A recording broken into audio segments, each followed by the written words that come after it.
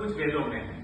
तो आज सब कुछ एआई में है जैसी बात हो जाएगी तो वो जमाना जो आने जा रहा है, तो लेकिन बहुत सरल परिभाषा यही है कि वो जो हम देते हैं वो लेता हमें देता है, ये तो स्पष्ट है। लेकिन जिन्होंने परिकल्पना की है, एलन ट्यूरिंग और बाकी कई सारे नाम तो हमारे सामने आ गए, तो उनकी क्या परिकल्पना थी?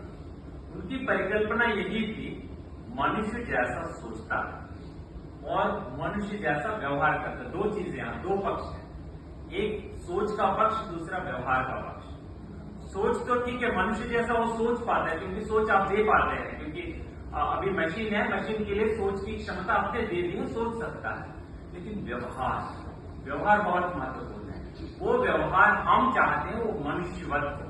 इसलिए सब लोग जो भी डर रहे हैं एआई से, उनका डर यही है कि एआई भूत जैसा हमारे पर वो कुछ करेगा। तो कुछ नहीं है, तो हम जैसे उसको सिखाते हैं तो उसी को कंप्यूटर साइंस वाले उसको कहते हैं मशीनी अधिगम।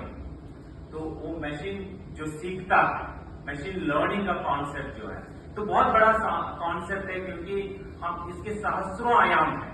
आर्टिफिशियल इंटेलिजेंस के हजारों आयाम हैं, जिनमें हम दो आयाम लेने तो काफी है। एक आयाम हमसे रिलेटेड आयाम, एक आयाम दूसरा आयाम। हमसे रिलेटेड आयाम में सबसे पहले मैं इस आयाम को लूंगा क्योंकि विश्व हिंदी दिवस हमारा मुद्दा था, तो उस पर हम बोलने लगे। तो भाषा संबंधी एक आयाम, तो भाषा संबंधी आयाम ही आज मतलब 2021 से जो चार्ट जीपीटी हो, बार्ड हो और अन्य XYZ जितने सारे एआई के जो जनरेटिव एआई के जो टूल्स आ रहे हैं आपके सामने, इसका आधार जो है लैंग्वेज मॉडल्स है, कुछ नहीं है। और बाकी जितने सारे आप लोगों ने अपने पेपर्स में बताया वो दूसरे पक्ष है उसके, तो उस पर हमारा अधिकार नहीं, हमारा अधिकार भाषा पर है।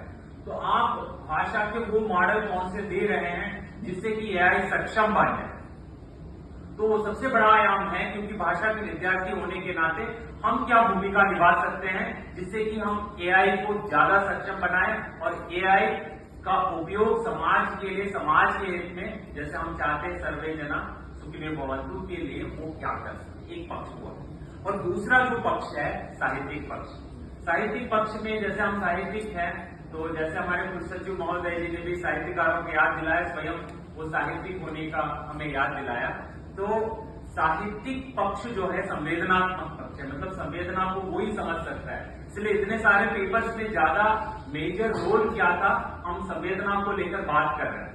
तो वो साइंटिस्ट उस संवेदना पर चिंता करे ना करे, हम करेंगे, तो वो पक्ष हमारा है। तो बाकी जितने सारे पक्ष है उनको भी हम लेना चाहते हैं, लेकिन उस पर हमारा ज्यादा अधिकार नहीं। हम इन दोनों अधिकारों को लेकर बात करें, एक हमारा भाषा का अधिकार है, दूसरा संवेदनात्मक पक्ष। इन दोनों को लेकर हम आर्टिफिशियल इंटेलिजेंस पे काम आगे बढ़ाएं तो सचमुच ये बहुत बड़ा रोल होगा। तो ये रोल हिंदी विभाग पहले से प्ले कर रहा है।